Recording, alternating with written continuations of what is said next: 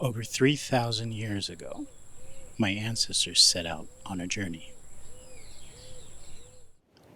Nobody knows exactly why they left. With no guarantee of land on the other side, they still set sail, braving the unknown. They arrived at these islands, now known as the Marianas. They brought with them traditions passed down across generations. Among them was the knowledge of shaping clay into pots. Remnants of those pots still remain scattered and buried, waiting for their secrets to be uncovered. I wanted to know, could I still do what they did?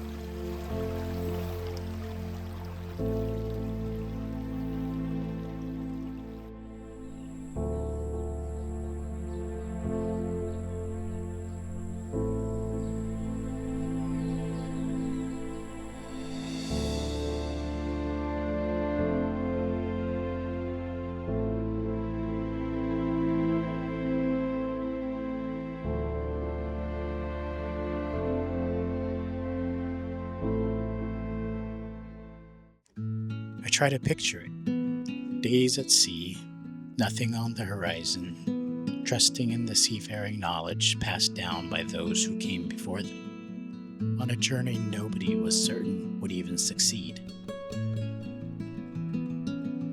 They didn't travel light either. They brought what they needed to start a new life: crops, tools, and even rice, used for more than just food. Archaeologists call this part of the Pacific remote Oceania, a Western term for islands that could only be reached by crossing open ocean. But Western categorization falls short of truly describing the generations of knowledge and wisdom required to make that voyage. The proof is still in the ground. Here on Saipan, at places like Achugao on the western shore and Bapot on the east. Archaeologists have pulled thousands of pottery fragments out of the earth, thin, delicate, and some covered in patterns pressed and filled with lime. They used to call it Marianas redware. Now it's Early Calcareous Ware. It turns out the old name wasn't quite right, so they changed it. Either way, it's some of the oldest pottery ever found anywhere in the Pacific. Exactly how old and how it compares to other Pacific traditions like lapita is still debated. Every few years, somebody goes back with better tools and the number shifts a little. That doesn't bother me. It means people are still paying attention. On Tinian, the House of Tagat tells a similar story. Its monolithic lattice stones are part of a newer chapter, but the ground around them goes back much farther, just as far as the sites unearthed on Saipan. Where the knowledge itself came from is still an open question. Some researchers trace it back to the northern Philippines, carried across the ocean. A direct comparison with Lapita, its closest cousin to the south, found the two are actually distinct traditions. The Marianas didn't just inherit a style, it built its own. I like that the question isn't settled. It means the clay still has something to teach. Not just the archaeologists, but people like me, still trying to understand it with my own hands.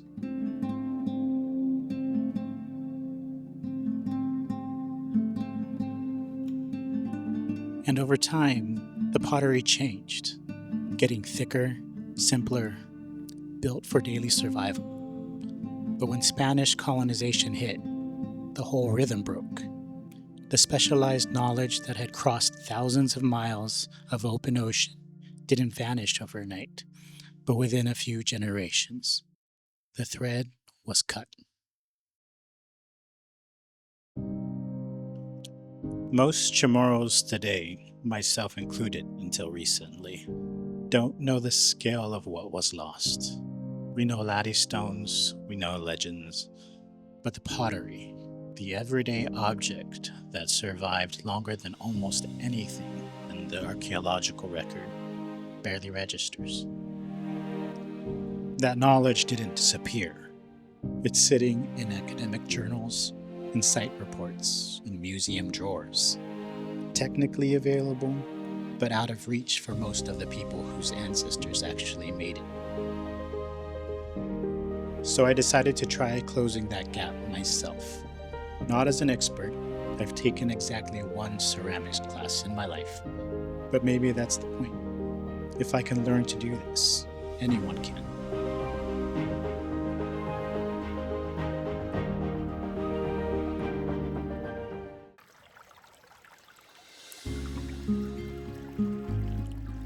Step one is finding the clay. The rivers here still carry the same kind of deposits the earliest potters would have worked with. The clay I'm using comes right off of my own land, which lets me dig as much as I need without disturbing any protected sites. But every patch of island earth is different. A big part of this project is just finding out if the dirt under my feet can handle what the ancestors asked of it. This part is humbling. You're not choosing the material. You're negotiating with it. What the ground happens to give you that day.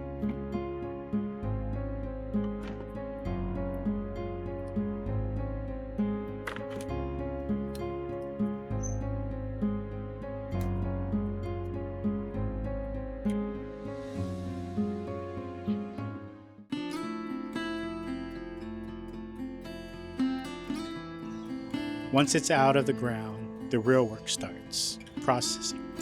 Straining out roots, rocks, anything that will crack the pot later in the fire.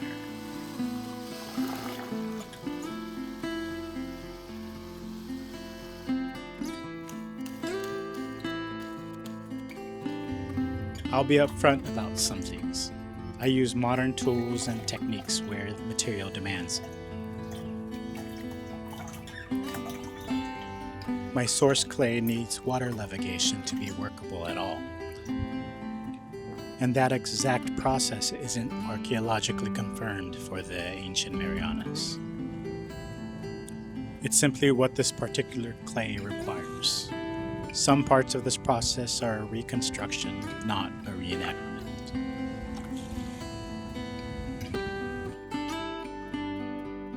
It's slow, it's repetitive, and it's meditative. And somewhere in the repetition, I started to understand why this was a skill passed down over generations, not learned in a weekend.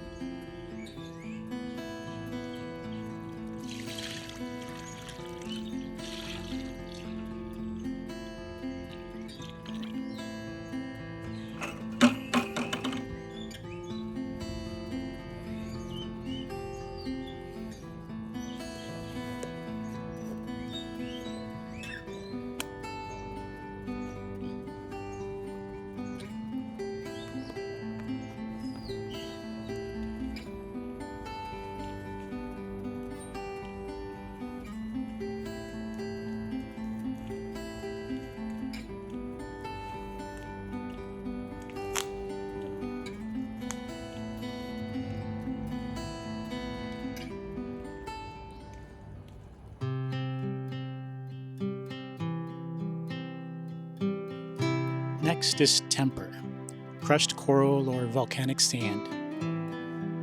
Clay shrinks and warps as it dries. The sand keeps it stable, but the real test is the fire. Without temper, the shock of a sudden open flame would shatter the pot in seconds.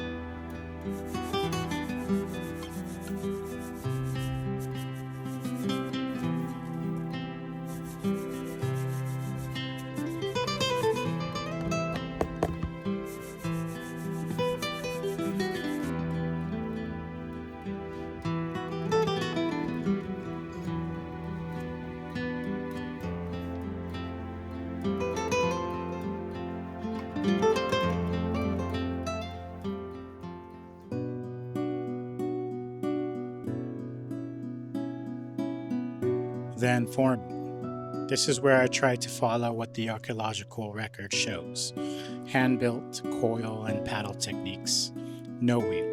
The ancestors didn't have one, and honestly, I didn't need one either.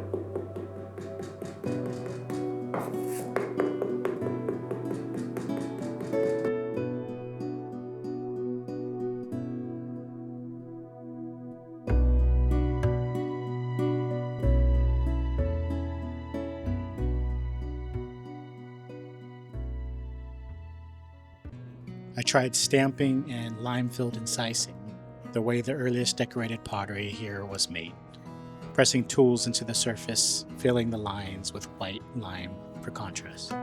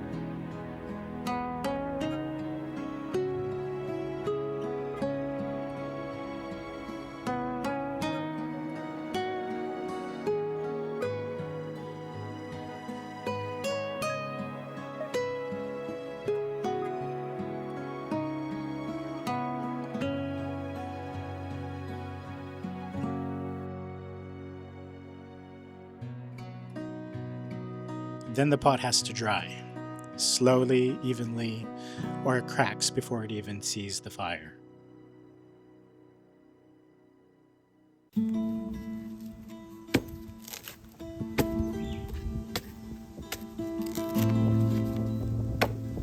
And finally, there's firing. Open pit firing is how this would have been done before kilns existed. No temperature control, no safety net, just fuel, clay, and a lot of hope.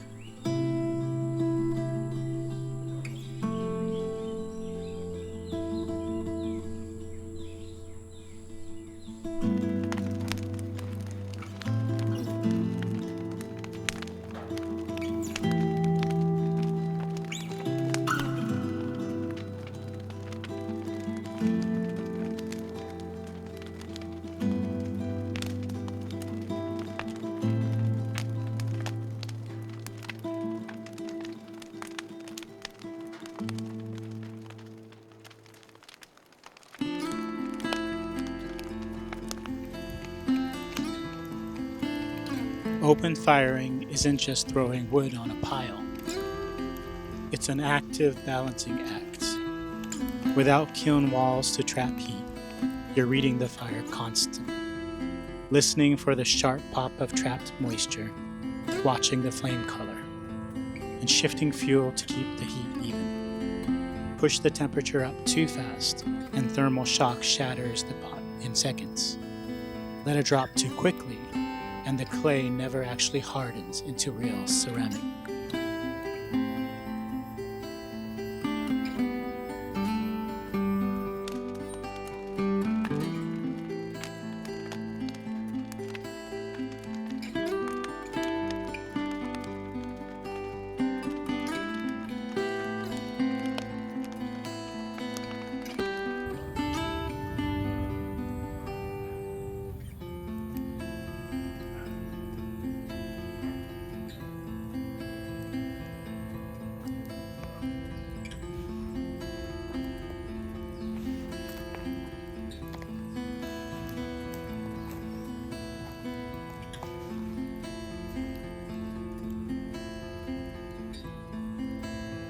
There's a moment with every firing where you genuinely don't know if the piece survives.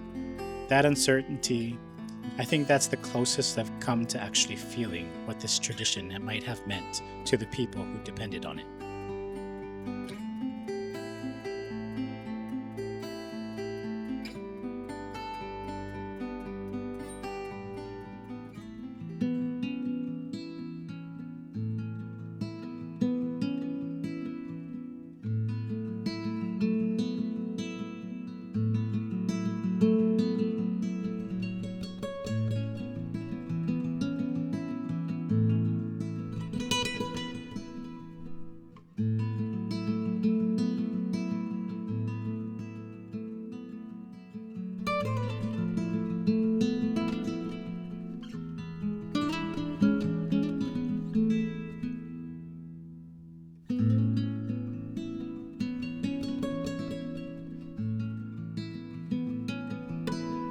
When the fire cools and you pull out a pot that didn't shatter, it's a massive relief.